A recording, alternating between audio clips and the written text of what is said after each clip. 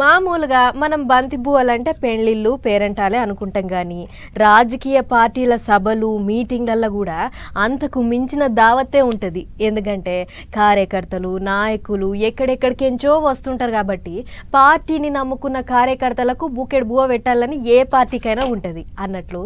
ఇప్పుడు గీ ముచ్చట ఎందుకు చెప్తున్నావు అని అంటారా? అయితే కడప దాకా పోయొద్దాం పర్రి. ఇదివరదాకా మహానాడు మీటింగ్ ఎట్లెట్లా అయ్యిందో చూసిర్రు కదా. ఇక ఇటు చూడుర్రి, వచ్చిన కార్యకర్తలకు నాయకులకు బుక్కెడంత బువ్వ పెట్టాలని వంటలు ఎట్లా చేస్తుర్రో. సాంబార్ కాడ నుంచి షురూ చేస్తే మిఠాయిల దాకా అన్ని రకాల వంటలు చేసిర్రు. పెద్ద ముచ్చట ఏంటిదో తెలుసా?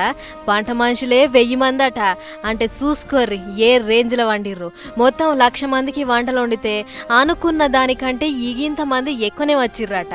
అయినా సరే వచ్చిన ప్రతి ఒక్కళ్ళకు బుక్కెడంత తినిపించి పంపుతామని చెప్పుకొస్తుర్రు భోజన కమిటీ వాళ్ళు. కాజాలు, జిలేబీలు, చక్కెర పొంగలి, గొంగూక చికెను, దోసకాయ చికెను, కోడిగుడ్డు ఇవే కాకుండా ఇంకో 30 తీర్ల కూరలు, పచ్చళ్ళు చిన్న లేదు మెను. నెరి కాజాలు, మైసూర్ పాక్ల కోసం అయితే కడాయిలు శీతం పెట్టిర్రు.